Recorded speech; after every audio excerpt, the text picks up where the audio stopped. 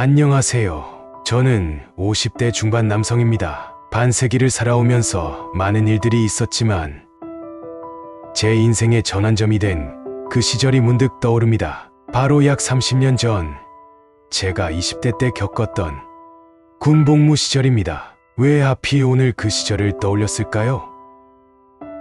아마도 얼마 전부터 아침 뉴스에서 자주 나오는 기사 때문일 겁니다. 군대 내 폭력 사건 급증 등 최근 군 관련 이슈, 군대 내에서 일어나는 좋지 않은 사건들, 이런 헤드라인이 제 마음을 무겁게 했습니다. 제가 겪었던 그 시절이 아직도 반복되고 있다는 사실에 가슴이 아팠습니다. 저는 충청남도 서산의 작은 어촌 마을에서 태어나고 자랐습니다. 아버지는 어부셨고 어머니는 양식장 일을 도우셨죠. 우리 가족은 항상 생계를 꾸리기가 빠듯했습니다. 특히 태풍이 오거나 어장이 좋지 않을 때면 식탁에 반찬 한 가지 올리기도 힘들었던 기억이 납니다. 고등학교를 다닐 때부터 저는 이 가난에서 벗어나고 싶었습니다. 매일 같은 풍경, 같은 일상의 반복. 저는 그저 이곳에서 도망치고 싶었습니다. 대학은 꿈도 꿀 수 없었고 그렇다고 당장 취직할 곳도 없었습니다. 그러던 중 군대가 제 눈에 들어왔습니다. 그곳은 제가 이 답답한 현실에서 벗어날 수 있는 유일한 탈출구로 보였습니다. 적어도 2년 동안은 먹고 자는 걱정을 하지 않아도 되고 이 작은 마을을 벗어날 수 있을 거라고 생각했죠.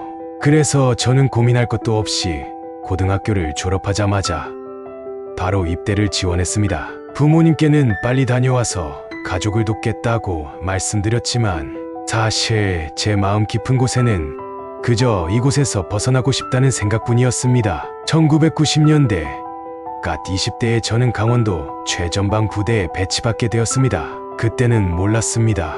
이 2년의 시간이 제 인생을 완전히 바꿔놓을 거라는 것을. 오늘따라 유독 그때의 기억이 선명하게 떠오르는군요. 제가 21살 때 강원도 최전방 부대에서 겪었던 일들이 마치 어제 일처럼 느껴집니다. 그 시절의 경험이 저를 어떻게 변화시켰는지, 그리고 그것이 지금의 제가 되는데 어떤 영향을 미쳤는지 한번 이야기해보고 싶어졌습니다. 저는 군대에 입대하는 날 논산훈련소에 도착했습니다. 철문을 지나는 순간 민간인이었던 저는 사라지고 훈련병이 되었습니다. 조교의 날카로운 고함 소리가 연병장을 가득 메웠고 우리는 그 소리에 맞춰 허둥지둥 뛰어다녔습니다. 첫날부터 군대식 언어를 배우는 것으로 시작했습니다. 요가 아닌 다 혹은 까로 대답하는 법, 항상 우렁차게 말하는 법을 익혔습니다. 머리를 짧게 깎고 군복을 받아 입었을 때 거울 속 제 모습은 더 이상 제가 아닌 것만 같았습니다. 매일 아침 일찍 귀를 찢을 듯한 나팔 소리와 함께 하루가 시작되었습니다. 추운 겨울 새벽, 반팔 반바지 차림으로 연병장을 뛰는 것이 일과의 시작이었습니다.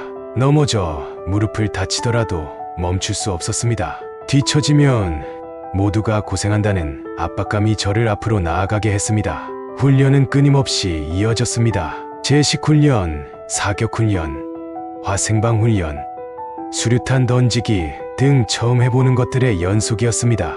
특히 가스실 훈련은 잊을 수 없는 경험이었습니다. 최루가스가 가득 찬 밀폐된 공간에서 숨쉬기조차 힘들었지만 우리는 애국가를 불러야 했습니다. 그 고통 속에서 우리는 하나가 되어갔습니다. 야간 행군도 큰 도전이었습니다. 20km가 넘는 배낭을 메고 밤새 40km를 걸었습니다. 발바닥이 불에 타는 듯 했지만 포기할 수 없었습니다. 동료들과 함께 고통을 나누며 걸었습니다. 5주간의 훈련은 지옥 같았습니다. 하지만 그 속에서 저는 조금씩 단단해져 갔습니다. 처음에는 불가능해 보이던 일들도 해내기 시작했고 동료들과 힘을 모아 어려움을 극복해 나갔습니다. 마지막 날 우리는 훈련소 연병장에 모였습니다. 조교의 말에 우리는 숙연해졌습니다. 대한민국의 진정한 군인이 되었다는 그 말에 가슴 한켠이 뭉클해졌습니다. 고향을 떠나올 때에 그 어린 청년은 이미 사라지고 없었습니다. 자대 배치 발표를 듣는 순간 저는 새로운 도전 앞에 서 있음을 실감했습니다. 강원도 최전방 부대, 그곳에서 제 진짜 군 생활이 시작될 것이라는 말에 긴장감과 각오가 동시에 밀려왔습니다. 자대 배치 직후 아직 꽃샘 추위가 기승을 부리던 날 저는 강원도 최전방 GOP 부대에 도착했습니다. 훈련소 안은 전혀 다른 분위기가 저를 압도했습니다. 철조망으로 둘러싸인 부대, 먼 산 너머로 보이는 북한 땅, 그리고 긴장감이 감도는 공기가 저를 맞이했습니다. 부대에 도착한 저는 우선 행정실로 안내되었습니다. 충성! 행정실 문을 열고 들어서며 우렁차게 외쳤습니다. 행정보급관은 책상에 앉은 채 고개를 들어 저를 바라보았습니다. 그러면서 고개를 까딱거리며 앞으로 오라는 듯이 행동을 했죠. 저는 행정보급관 앞으로 다가가 섰습니다. 그제서야 몸을 돌려 저를 바라보더니 서류를 주면서 작성하라 했죠. 간단한 개인정보 서류였습니다. 저는 이름과 나이, 살던 집 주소, 신체 정보와 가족관계를 적고 행정보급관에게 전달했죠. 그러더니 행정보급관은 옆자리에 있던 선임병을 시켜 저를 내무반으로 안내시켰습니다. 처음 내무반에 들어섰을 때의 그 긴장감을 아직도 잊을 수가 없습니다. 선임들의 날카로운 시선이 온몸을 훑는 것 같았죠. 처음엔 한 선임이 친절하게 짐을 옮겨주셨는데 그때만 해도 여기 사람들 다 좋은가 보다 하고 안심했었습니다. 하지만 그건 정말 잠시뿐이었습니다. 곧바로 다른 선임들이 저를 부르기 시작했죠. 야, 신병. 그 말을 들을 때마다 등줄기에 식은땀이 흘렀습니다. 고향이 어딘지, 뭘 잘하는지, 심지어 가족 관계까지 캐물었습니다. 그때 당시엔 몰랐지만 나중에 보니 그건 일종의 점검이었던 거죠. 어떤 신병인지 어떻게 다뤄야 할지 파악하는 과정이었던 겁니다. 그날 저녁부터 시작됐습니다. 한 선임이 군화를 닦으라 했고, 다른 선임은 내무반 청소를, 또 다른 선임은 빨래를 시켰습니다. 쉴 새 없이 이어지는 심부름에 정신이 없었습니다. 그래도 처음엔 당연히 해야 할 일이라 생각하고 열심히 했죠. 하지만 점점 그 강도가 세져갔습니다. 밤늦게까지 이어지는 잡일들, 끝없는 청소와 정리정돈, 그리고 선임들의 날카로운 질책. 이것도 제대로 못해. 너 때문에 우리가 고생한다는 말들이 매일같이 귓가에 맴돌았습니다. 가장 힘들었던 건 휴식 시간조차 마음 편히 쉴 수 없다는 거였습니다. 언제 불려갈지 모른다는 불안감에 항상 긴장하고 있어야 했죠.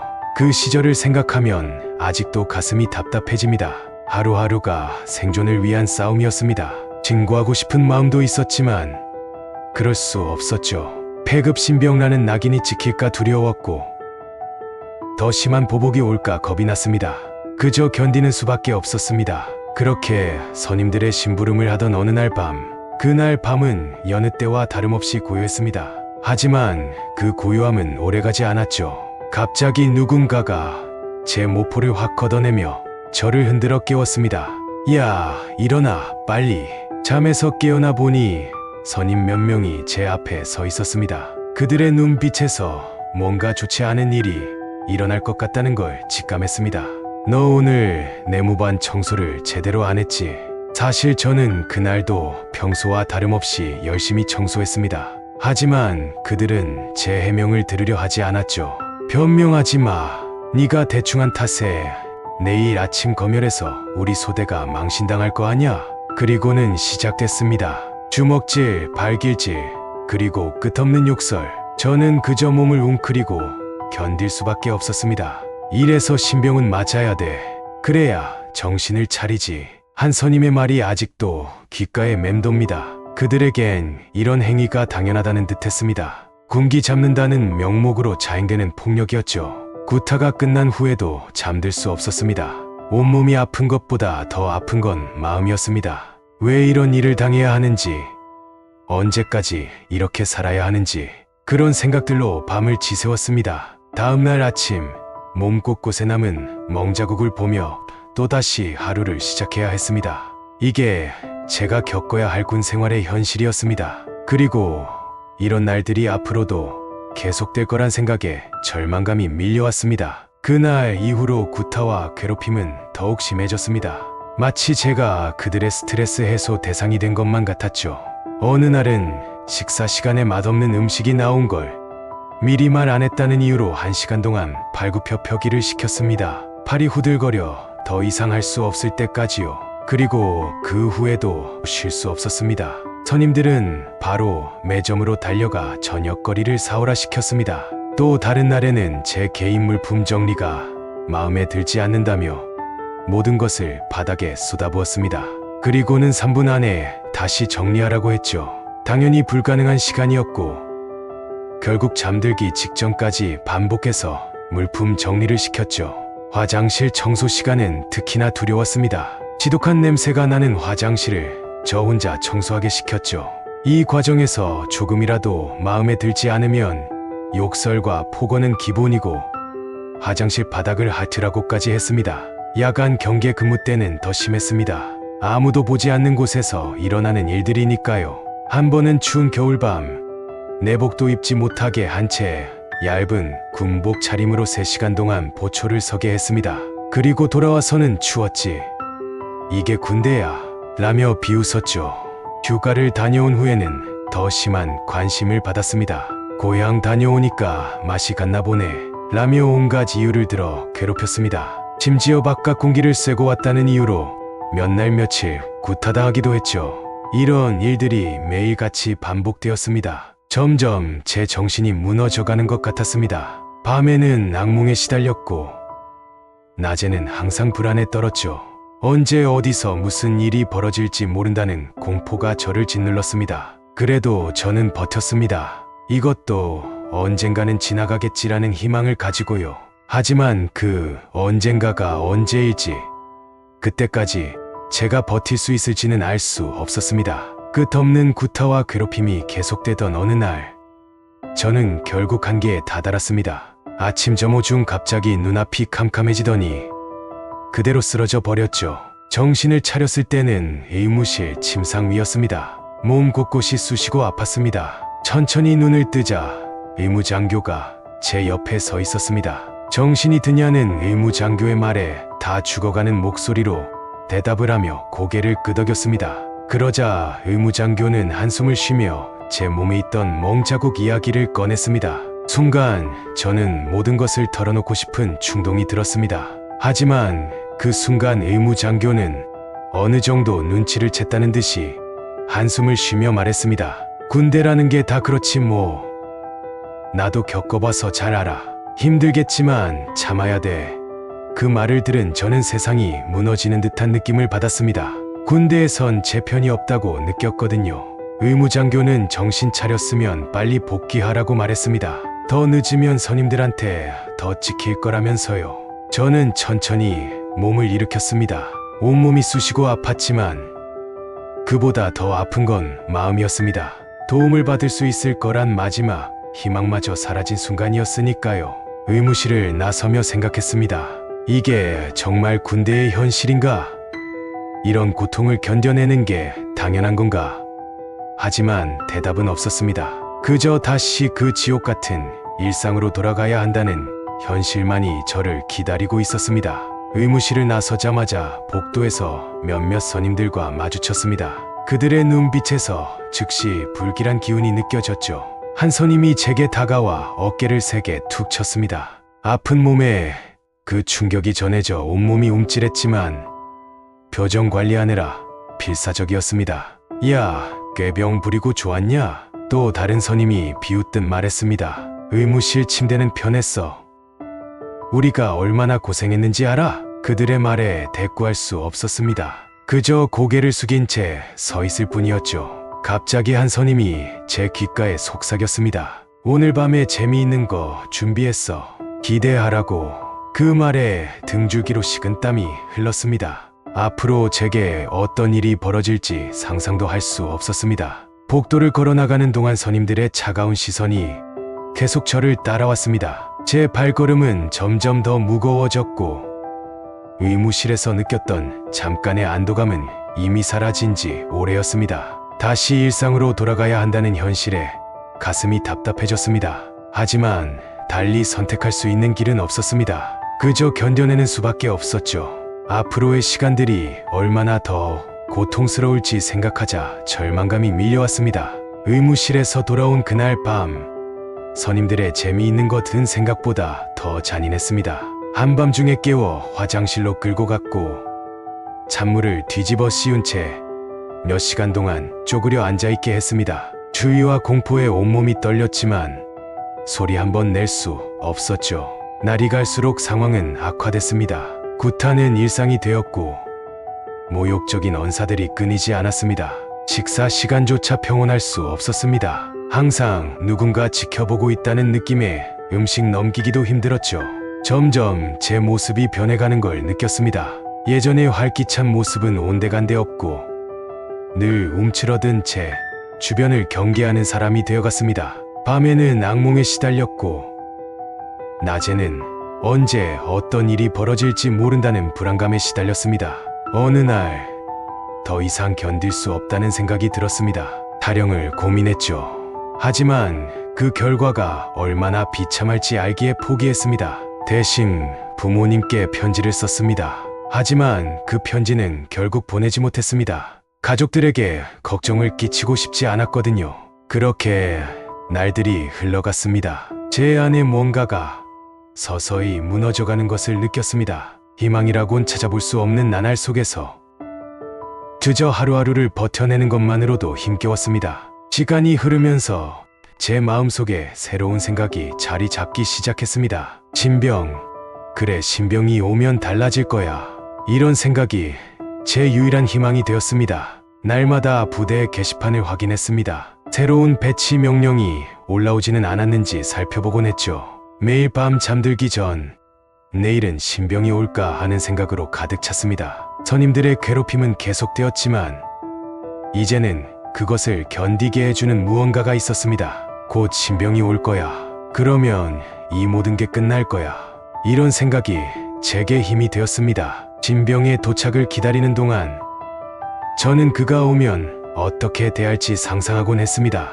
난 절대로 선임들처럼 하지 않을 거야. 오히려 신병을 돕고 보호해줄 거야. 이런 다짐을 하며 하루하루를 버텼습니다. 하지만 동시에 죄책감도 들었습니다. 제가 고통에서 벗어나기 위해 또 다른 누군가가 와야 한다는 사실이 마음에 걸렸습니다. 그래도 어쩔 수 없다고 자신을 위로했습니다. 이건 내 잘못이 아니야. 이게 군대의 현실인걸. 그렇게 날들이 흘러갔습니다. 매일 아침 일어나면서 오늘은 신병이 올까 하는 생각으로 하루를 시작했고 밤에 잠들 때도 같은 생각이었습니다. 신병의 도착, 그것만이 제 유일한 탈출구처럼 여겨졌습니다. 마침내 그토록 기다리던 신병이 도착했습니다. 처음 그를 봤을 때 제 과거 모습이 떠올랐습니다. 그 불안한 눈빛, 긴장된 자세, 마치 거울을 보는 것 같았죠. 순간 안도감이 밀려왔습니다. 이제 나한테 쏠렸던 관심이 저 신병에게로 옮겨가겠지라는 생각에 잠시나마 희망이 생겼습니다. 하지만 그건 너무나도 순진한 생각이었습니다. 선임들은 여전히 저를 괴롭혔습니다. 오히려 더 심해진 것 같았죠. 게다가 이제는 신병 앞에서 저를 무시하고 조롱하는 일까지 더해졌습니다. 신병이 실수하면 너가 죽는 거야. 이런 식으로 저를 깎아내리며 신병에게 본보기로 삼았습니다. 더 괴로웠던 건 선임들이 저보고 신병을 괴롭히라고 강요한 일이었습니다. 너도 이제 고참 아니냐. 신병 좀 부려먹어라. 이런 말들이 들려올 때마다 마음이 무거워졌습니다. 제가 겪은 그 고통을 다른 이에게 주고 싶지 않았습니다. 하지만 거부하면 더 심한 괴롭힘을 당할 게 뻔했죠. 그래서 어쩔 수 없이 가벼운 심부름 정도만 시키곤 했습니다. 이런 날들이 지속되자 저도 모르게 신병을 괴롭히고 있었습니다. 폭행은 아니어도 잔심부름, 청소 등 귀찮은 것은 짬을 때리기 시작했죠. 어느 날 문득 제 자신의 모습을 돌아보게 되었습니다. 그동안 신병을 기다리며 품었던 생각들이 머릿속을 스쳐 지나갔습니다. 신병이 오면 내가 편해질 거야. 신병이 내 탈출구가 될 거야. 이런 생각들이 얼마나 이기적이었는지 깨달았습니다. 부끄러움이 밀려왔습니다. 제가 겪은 고통을 끝내기 위해 다른 누군가가 와야 한다고 생각했다니 그건 결국 이 악순환을 계속하는 것에 불과했습니다. 신병과 대화를 나누던 어느 날 그의 눈빛에서 제 과거 모습을 보았습니다. 그 순간 가슴이 찢어지는 듯한 아픔을 느꼈습니다. 저 역시 누군가의 탈출구로 여겨졌던 것은 아닐까. 그 생각에 마음이 무거워졌습니다. 그날 이후 제 태도가 바뀌기 시작했습니다. 단순히 신병을 보호하는 것을 넘어 이 구조 자체를 바꾸려 노력했습니다. 다른 동료들과 대화를 나누며 서로의 고충을 이해하려 했고, 때로는 선임들에게도 조심스레 의견을 내보았습니다. 물론 쉽지 않았습니다. 때로는 더 심한 괴롭힘을 당하기도 했고, 문제아로 낙인 찍히기도 했습니다. 하지만 포기하지 않았습니다. 이제는 단순히 제 상황을 벗어나는 것이 아니라 이 환경 자체를 조금이라도 바꾸고 싶었거든요. 신병을 바라보며 다짐했습니다. 넌 누구의 탈출구가 아니야. 넌 그저 너 자신일 뿐이야. 그리고 난 내가 겪는 이 부조리한 상황을 조금이라도 개선하기 위해 노력할 거야.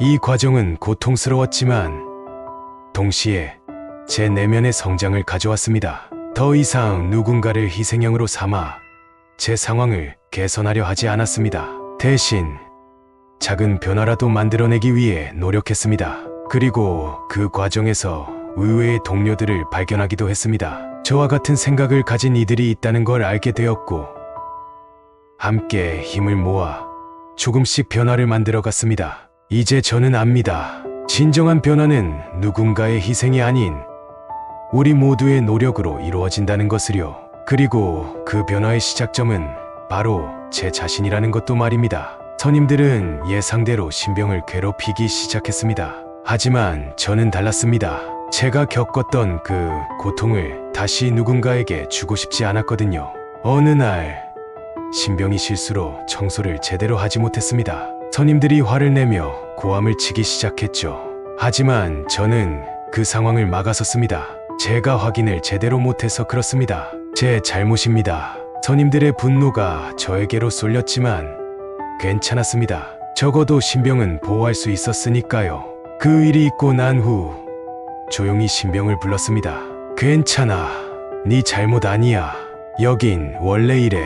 신병의 눈에 눈물이 고이는 걸 봤습니다. 제 마음도 아팠지만 동시에 조금의 위안을 느꼈습니다. 적어도 제가 겪었던 그 외로움은 느끼지 않게 해줄 수 있으니까요. 이후로도 비슷한 상황이 여러 번 반복됐습니다. 신병의 실수로 혼나게 될 때마다 저는 그를 감싸고 돌았습니다. 때로는 제가 대신 벌을 받기도 했죠. 하지만 이상하게도 마음이 편했습니다. 제가 받은 고통을 끊어낼 수 있다는 생각에 작은 희망이 생겼거든요. 비록 제 상황은 나아지지 않았지만 적어도 누군가에겐 도움이 될 수 있다는 사실이 위로가 됐습니다. 물론 쉽지만은 않았습니다. 선임들의 압박은 여전했고, 때로는 제 행동이 군기를 흐린다는 비난을 받기도 했습니다. 하지만 포기하지 않았습니다. 이제 제 목표는 바뀌었습니다. 단순히 고통에서 벗어나는 것이 아니라 이 악순환을 끊어내는 것, 그것이 제가 할 수 있는 작은 저항이자 변화의 시작점이라고 믿었습니다. 어느 저녁, 저는 신병교육이라는 명목으로 선임들에게서 신병을 데려왔습니다. 사실 그저 조용히 대화를 나누고 싶었을 뿐이었죠. 둘만 있게 되자 신병이 먼저 입을 열었습니다. 정말 감사합니다. 덕분에 여기서 버틸 수 있었습니다. 그의 진심 어린 말에 마음이 따뜻해졌습니다. 괜찮아. 서로 도와야지. 신병은 고개를 끄덕이며 말을 이었습니다. 꼭 보답하겠습니다. 이렇게 받은 은혜 잊지 않겠습니다. 그 말을 듣고 약간 불편한 기분이 들었지만 그저 고마워하는 마음이려니 생각했습니다. 하지만 다음 날 예상치 못한 일이 벌어졌습니다. 아침부터 신병의 행동이 이상했습니다. 평소와 달리 정리정돈을 하지 않고 명령에도 느릿느릿 대응했습니다. 마치 고의적으로 규율을 어기는 것 같았죠. 점심시간 식판을 들고 가다 일부러 엎지르는 듯한 모습을 보였고, 오후 훈련 때는 계속해서 실수를 연발했습니다. 당황스러웠습니다. 왜 갑자기 이런 행동을 하는 걸까? 혹시 내가 뭔가 잘못한 걸까? 선임들의 얼굴이 점점 험악해져 갔습니다. 저는 계속해서 그를 변호하려 했지만 이제는 제 말조차 먹혀들지 않았습니다. 결국 저녁 점호 시간, 선임들의 분노가 폭발했습니다. 하지만 놀랍게도 그 분노의 화살은 신병이 아닌 저를 향했습니다. 너 때문에 신병이 이 모양이 된 거 아냐? 너무 감싸주더니 결국 이렇게 됐잖아. 마음이 복잡해졌습니다. 배신감과 동시에 깊은 슬픔이 밀려왔습니다. 이런 식으로 은혜를 배신으로 보답할 줄은 생각도 못했습니다. 그날 밤 저는 몰래 신병을 불러 이야기를 나눴습니다. 너 갑자기 왜 그래? 잘하더니 왜 그러냐고. 내가 잘해주니까 너무 막 나가는 거 아니야? 라고 울분을 토했습니다. 하지만 신병은 연신 죄송하다는 말만 반복했을 뿐입니다. 저는 선임들과 똑같아지기 싫어 이쯤에서 끝내고 신병을 돌려보냈습니다. 그날은 믿고 있었던 후임에게 배신을 당해 가슴이 찢어지는 듯한 고통을 느끼며 밤을 지새웠습니다. 며칠이 지나고 상황은 예상치 못한 방향으로 흘러갔습니다. 어느 날 갑자기 헌병대가 부대에 들이닥쳤고 저는 조사실로 불려갔습니다. 조사실에 들어서자 놀랍게도 신병이 그곳에 있었습니다. 하지만 그의 표정은 제가 예상했던 것과는 달랐습니다. 죄책감이나 승리감이 아닌 복잡한 감정이 뒤섞인 표정이었죠. 헌병은 부대에 내 폭력과 가혹행위 신고가 들어와 전반적인 조사가 진행 중이라고 설명했습니다. 그리고 그 과정에서 제가 겪은 일들이 중요한 증거가 되었다고 말했습니다. 그제서야 모든 것이 명확해졌습니다. 신병의 이상한 행동들, 그로 인해 제가 받은 더 심한 괴롭힘, 그것은 저를 함정에 빠뜨리기 위한 것이 아니었습니다. 오히려 제가 겪는 부당한 대우를 더 명확히 드러내기 위한 전략이었던 것입니다. 왜 이런 방식을, 왜 미리 말 안 했어? 라며 저는 겨우 그 말을 뱉을 수 있었습니다. 신병은 조심스럽게 대답했습니다. 죄송합니다. 하지만 이게 가장 확실한 증거를 남길 수 있는 방법이라고 생각했습니다. 부대에서 겪으신 일들을 그냥 넘어갈 수 없었습니다. 충격과 동시에 복잡한 감정이 밀려왔습니다. 제가 그를 돕고 보호하려 했던 노력들이 결과적으로 이런 상황을 만들어냈다는 사실이 아이러니했습니다. 조사는 길고 고통스러웠지만 이 과정을 통해 부대 내의 구조적인 문제들이 하나씩 드러나기 시작했습니다. 저를 포함한 많은 병사들의 증언이 모여 전체적인 실상이 밝혀졌습니다. 이 사건 이후 저는 많은 생각을 하게 되었습니다. 신병의 방식이 옳았는지에 대해서는 여전히 의문이 듭니다. 하지만 그의 용기와 결단력은 인정할 수밖에 없었습니다. 비록 예상치 못한 방식으로 변화가 시작되었지만 이것이 더 나은 미래를 위한 시작점이 되기를 희망했습니다. 그리고 언젠가는 이런 극단적인 방법 없이도 변화를 만들어낼 수 있는 날이 오기를 간절히 바랐습니다. 헌병대의 조사가 끝나고 그 결과는 부대 전체에 큰 파장을 일으켰습니다. 가장 심하게 괴롭힘을 자행했던 선임들은 군법회의에 회부되어 만기 영창형을 선고받았습니다. 그들의 행위가 얼마나 심각했는지를 보여주는 결과였죠. 괴롭힘에 동조했던 나머지 선임들은 상대적으로 가벼운 처벌을 받았습니다. 그들에게는 휴가 제한 조치가 내려졌습니다. 몇 개월간 휴가를 나가지 못하게 된 것이죠. 이는 그들의 잘못을 인식시키면서도 완전히 군 생활을 포기하게 만들지는 않으려는 의도였던 것 같습니다. 이 사건 이후 부대 분위기는 눈에 띄게 변했습니다. 특히 신병과 후임을 대하는 태도가 크게 달라졌죠. 이전처럼 노골적인 폭력이나 가혹행위는 더 이상 볼 수 없게 되었습니다. 하지만 모든 문제가 완전히 해결된 것은 아니었습니다. 표면적으로는 평화로워 보였지만 여전히 미묘한 긴장감이 감돌았습니다. 직접적인 폭력 대신 은근한 따돌림이나 차별이 있었고 공식적인 자리에서는 평등을 외치면서도 사적인 자리에서는 여전히 계급에 따른 권위주의가 남아있었습니다.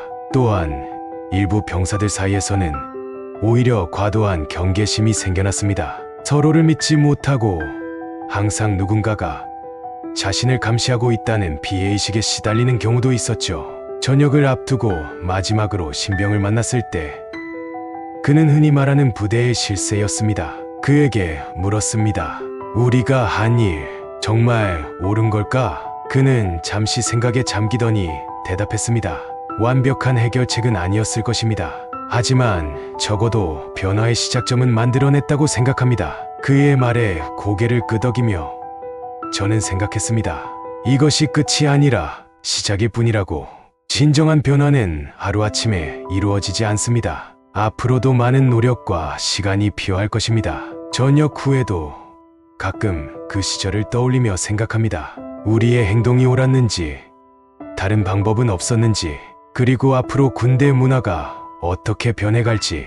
완벽한 해답은 없겠지만 적어도 우리가 그 변화의 물꼬를 텄다는 사실에 작은 위안을 얻습니다. 그리고 언젠가는 진정으로 평등하고 건강한 군대 문화가 자리 잡기를 희망해 봅니다. 그로부터 수십 년이 지난 지금, 저는 50대 중반의 나이로 TV 앞에 앉아 있습니다. 뉴스에서는 여전히 군대 내 가혹행위와 폭력 사건들이 보도되고 있습니다. 최근 육군 모 부대에서 선임병의 지속적인 부조리로 인해 한 병사가 자살. 뉴스를 듣는 제 마음이 무거워집니다. 30년도 더 지났는데 왜 아직도 이런 일들이 벌어지는 걸까요? 제 군 시절을 돌이켜보며 생각에 잠깁니다. 그때 우리가 했던 노력들, 겪었던 변화들, 그것들이 과연 의미가 있었던 걸까요? 아니면 그저 일시적인 효과에 불과했던 걸까요? 한편으로는 자책감도 듭니다. 우리 세대가 좀 더 근본적인 변화를 만들어내지 못한 것은 아닌지, 그저 표면적인 것들만 바꾸고 말았던 건 아닌지. 하지만 동시에 이런 생각도 듭니다. 적어도 이제는 이런 문제들이 공론화되고 있다는 것. 과거에는 감춰지고 묻혔던 일들이 이제는 뉴스에서 다뤄지고 있다는 것. 그리고 많은 사람들이 이 문제의 심각성을 인식하고 있다는 것. 이런 점들은 분명 진전이라고 할 수 있겠죠. 그래도 여전히 마음 한구석이 아픕니다. 우리가 겪었던 그 고통을 지금의 젊은이들도 여전히 겪고 있다는 사실에 TV를 끄며 생각합니다. 변화는 더디게 오지만 반드시 온다. 우리의 노력이 헛되지 않았음을, 그리고 앞으로도 계속해서 더 나은 방향으로 나아갈 것임을. 비록 지금 당장은 보이지 않더라도 우리가 심은 작은 씨앗들이 언젠가는 큰 나무가 되어 다음 세대를 지켜줄 거라고 믿습니다. 그리고 마음속으로 다짐합니다. 이제는 방관자가 아닌 적극적인 조언자로서 이 문제에 관심을 갖고 목소리를 내야겠다고. 과거의 경험을 바탕으로 더 나은 미래를 만들어가는데 조금이나마 기여하고 싶습니다.